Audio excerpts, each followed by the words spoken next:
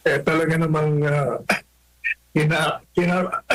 talagang kinarma. Alam po ninyo, yung ginawa ng mga Nograles, yun ang pinakamataas na pagtatraidor, pinakamataas na antas ng pagtataksil, ng kawalan ng katapatan. Biro nyo, yan po mga Nograles na yan. Di ba, despite the fact na yung kanilang nasirang ama, and may rest in peace, siniraan ng dating Pangulong Duterte sa Davao. At pati na ang pamilya niya, siniraan. Hindi ko siya ginantihan. Tingnan niyo kaya si Manay, halos mawala na sa aire. Madalit sabi, yung ginawa sa kanila, yun talagang parusa sa kanila ng tadhana, parusa ng mga butante. Ang kakapal kasi ng mukha nila.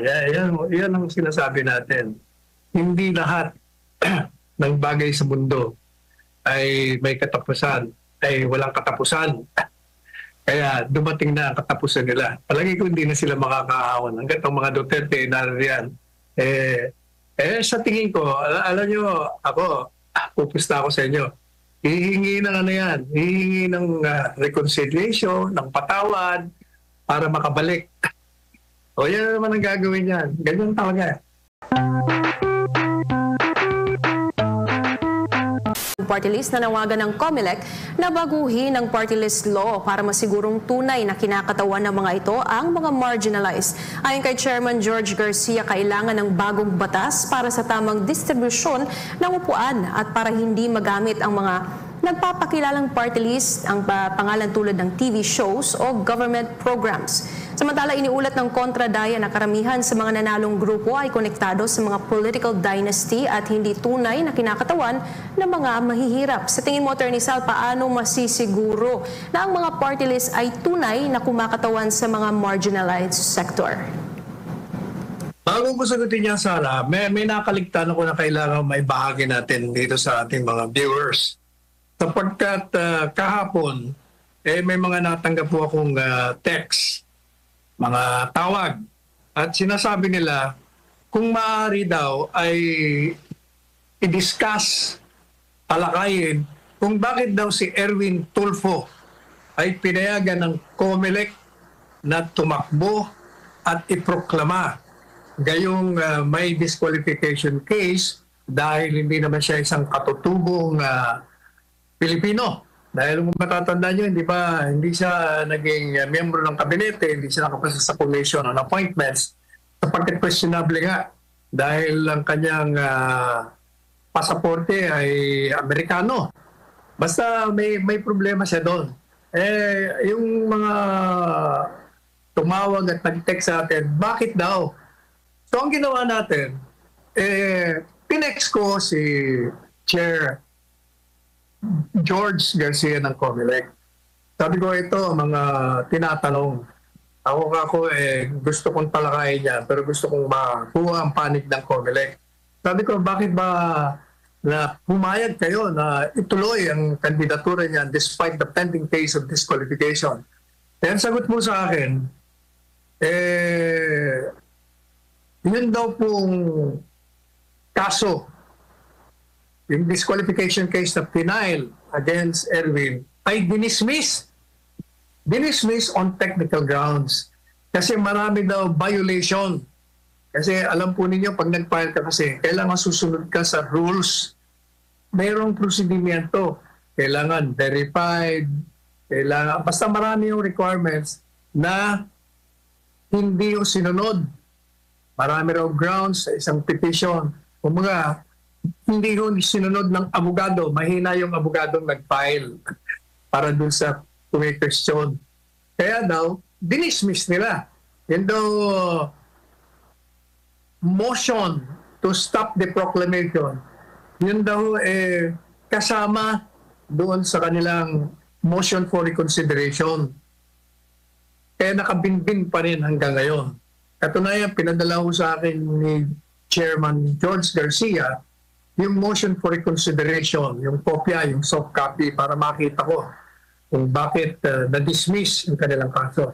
Pero alam po ninyo, yung issue ng citizenship ay napakahalagang bagay yon. kailangan ay ma-resolve yan. Kailangan kung merong magki-question man sa inyo dahil na-proclaim na yan, magpunta kayo sa Senate Electoral Tribunal. Sapagkat napakaselan ng isang senador o isang opisyal ng gobyerno na ang kailangan ay isang natural-born citizen ay hindi. Kaya kailangan doon sa Senate Electoral Tribunal hanggang makarating yan sa Korte Suprema para malaman natin kung talaga bang yan ba ay natural-born citizen o hindi. Dahil naging Amerikano at hindi naman yata tinagal. So, that's a legal issue na kailangan talagang gawin nating i-resolve. Otherwise, may problema na naman tayo. Meron tayong batas pero hindi sinusunod. Ngayon, puntahan naman natin yung party list. Alam niyo, ever since, ako po'y kontra sa party list. At matagal ko nang minumungkahi na baguhin na yan sa ligang batas at tanggalin na yan. Kasi, unang-una, sinasabi na yung party list kaya ginawa para di umano makatawanan ng mga nominees na mananalo, yung special group, yung mga handicap na yan, yung fisherman na yan, yung farmers, yung senior citizen, kung ano nung special group. Ang tanong ko po noon pa, sabi ko, bakit? Ba't kailangan natin ng party list? Meron na nga district representatives. Pag ikaw ay kinatawa ng isang distrito mo, doon sa loob ng distrito mo, naroon yung mga special groups, naroon yung senior citizen, naroon yung handicap. Bakit kailangan ka pang gumawa ng isa pang party list representative upang ikatawan? Kumbaga, doble na ang gagawing trabaho, doble pa ang pagsahod na gagawin natin. At ang katunayan, di ba meron akong dare ng isang linggo. Sabi ko ako pupusta, tingnan ninyo yung mga party list representatives na yan. Tingnan nyo ang mga panukalang batas na inihain yan. Kung totoo na kinakatawanan nila yung kanilang mga nire-represent, pupusta ako sa inyo. Baka isa, dalawa lang ang meron out of 160? Ilang bang party list representatives? Pupud ng dami. Pangalawa, meron pa akong gustong iparating sa Commission on Election. Under the law, kailangan po 2% ang makuha ng isang party list sa kabuuan ng bumoto sa party list. Sa madalit sabi, hindi ka po pwedeng maging kinatawan ng party list, yung nominee. Hindi ka pa pwedeng maging kongresista kung hindi nakuha ng party list yung 10%. Pero hindi yun nila sinunod yan. Hindi nila sinunod kasi daw, sabi kailangan punuin. Punuin yung 64 seats. 64 nga ba? 64 seats. Pero teka muna. Yun yung mandato na punuin mo ng 64 seats. That assumes na yung requirement ng 2% ay nakuha. Pero ang ginawa nila, kahit na hindi 10% ang nakuha, gumawa sila ng formula na kahit hindi nakakuha ng 10% dahil kulang yung nakakuha, pinupunuan nila. Sa akin, mali po yun, illegal yun. Bakit di mo sinusunod yung batas na 10%? Merong formula daw merong formula itong si Justice Antonio Carpio na sinunod last election. The previous election, mayroon pa silang formula. Mali po yun. Kailangan, pag sinabing 10% of the entire votes cast for the party list, yun lang ang po pwede. Pero sa totoo lang, buwagin na natin yan. Useless talaga yung party list na yan. Dagdag lamang yan sa kaba ng bayan. Wala namang ginagawa. O tingnan nyo ang mga panukalang batas nila. Kung meron silang ginawa pala sa special group nila. Yun lang sa indigenous. Di ba? Merong mga indigenous people. Ang dami niyan. Merong party list dyan. O, tingnan mo, kung may nagawa. Ubod na, daming reklamo. Itong mga katutubong Pilipino natin. Useless talaga yan.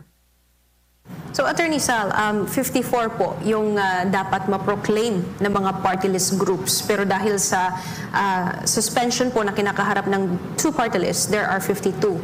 And 6 lang po doon ang na-meet yung parang requirement to have 2% of the votes. So yan po si Akbayan, Duterte Youth, Tingog, 4Ps, ACT CIS, Ako Bicol. But the rest, which number in 48, hindi po nakakuha ng 2%.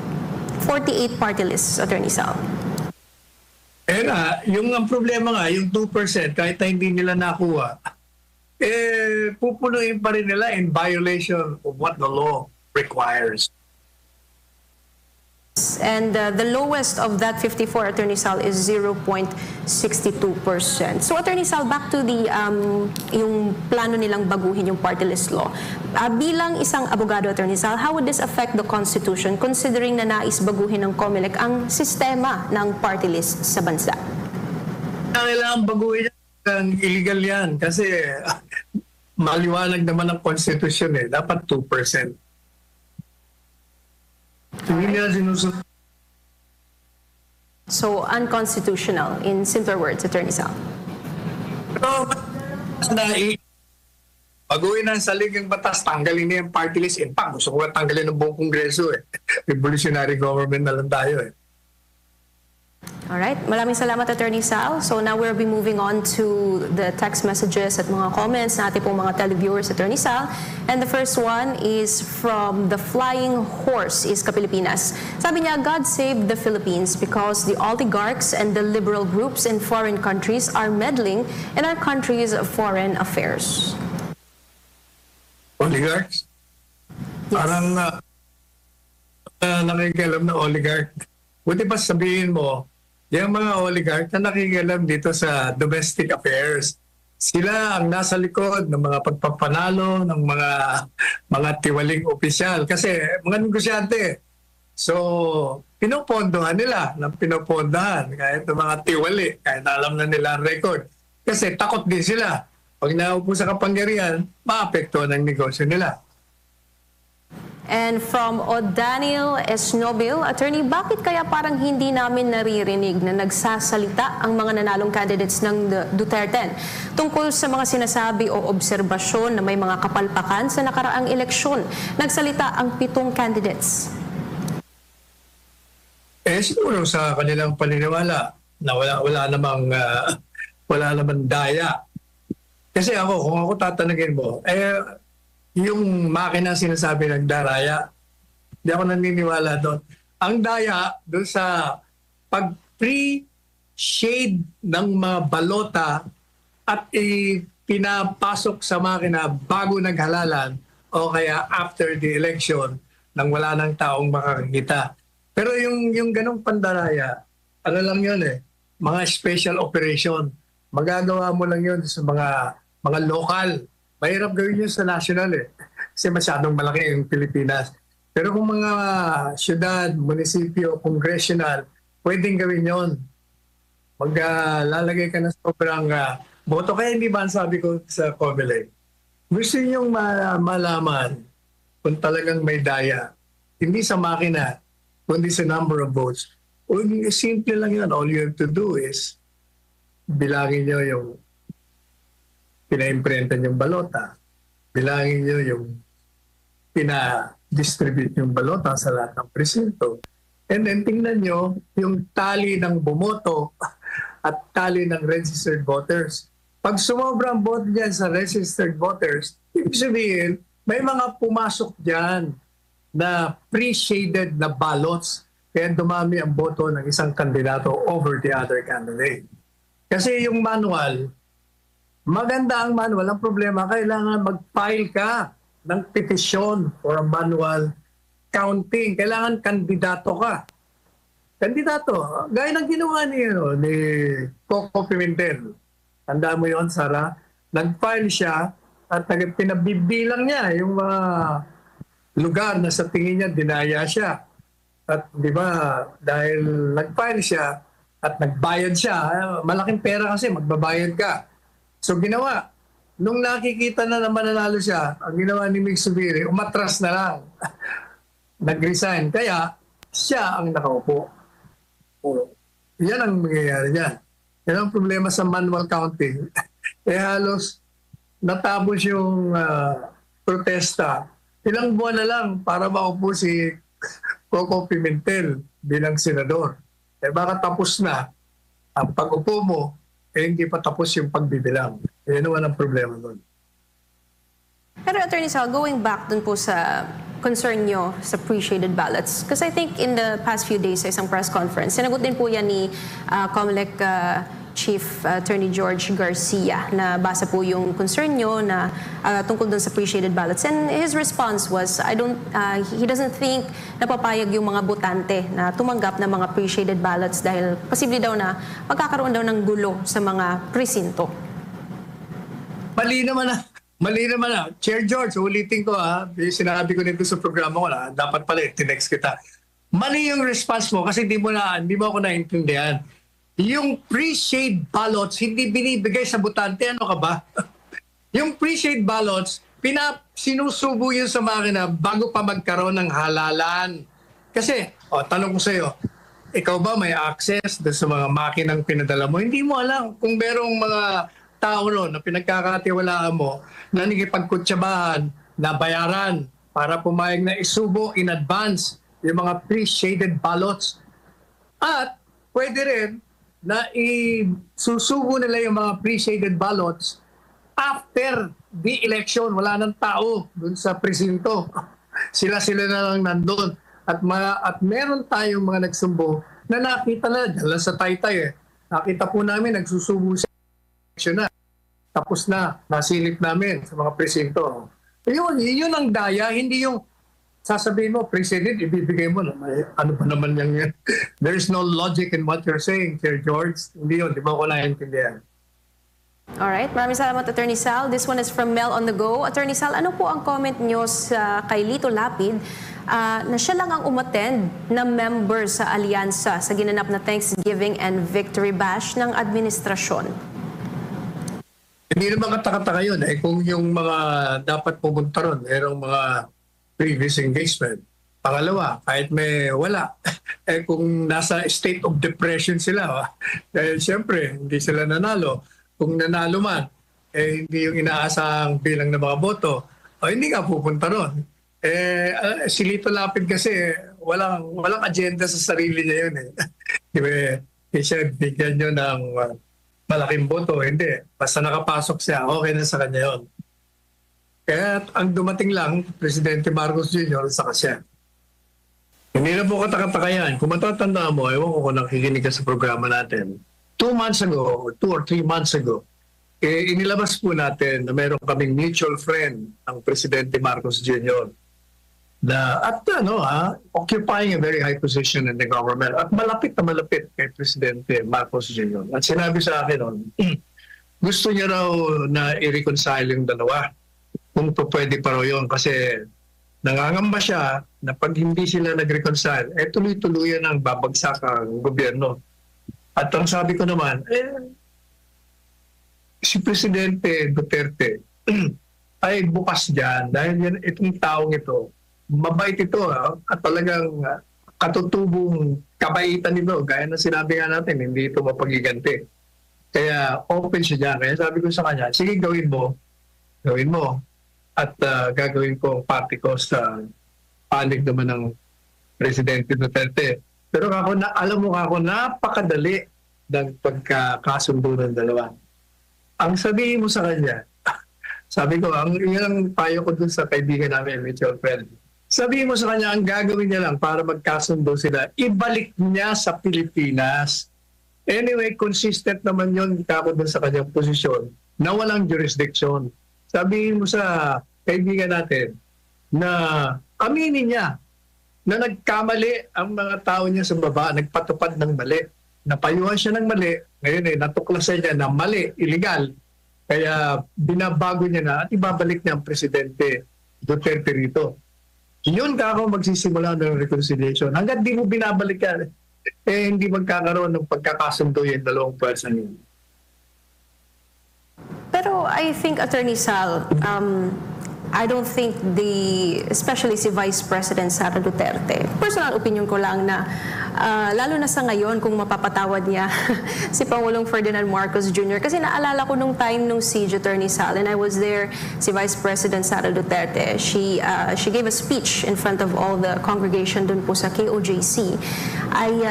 Sinabi niya na humahanga siya sa mga taga KOJC kung in the midst of all the persecution and all the evil that is being done to us, ay kaya pa rin namin magpakita ng kabutihan at pagmamahal at hindi namin sinusuklian ng kasamaan yung ginagawa nila, kundi kabutihan.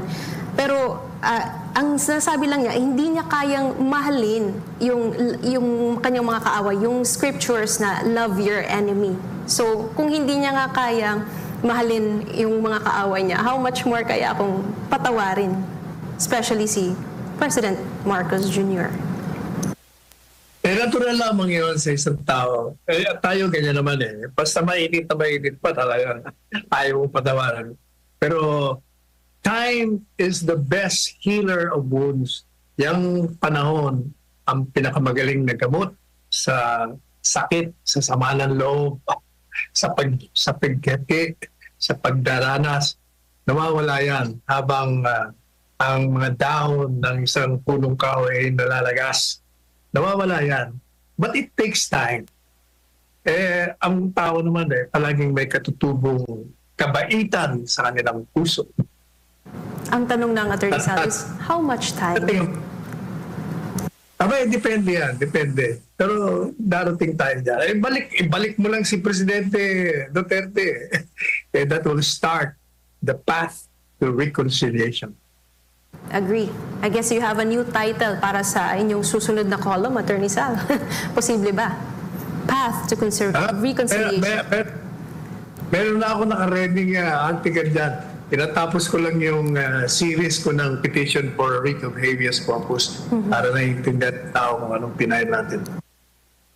Alright, samantala Attorney Sal, ngayong tapos na ang ekstensyon ni Chief PNP Marbil kasunod ng pagtatapos ng midterm elections.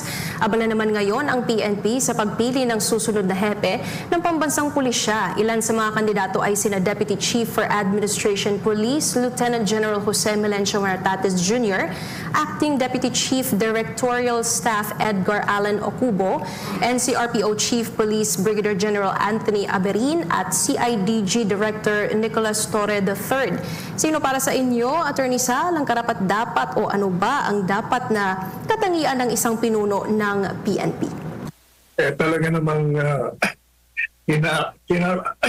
talagang kinaarma. Alam po ninyo, yung ginawa ng mga Nograles, yun ang pinakamataas na pagtatraidor, pinakamataas na antas ng pagtataksil, ng kawalan ng katapatan. Biro nyo, yan po mga Nograles na yan. Di ba, despite the fact na yung kanilang nasirang ama, may rest in peace, siniraan ng dating Pangulong Duterte sa Davao. At pati na ang pamilya niya, siniraan. Hindi ko siya ginantihan. Pinatawad siya.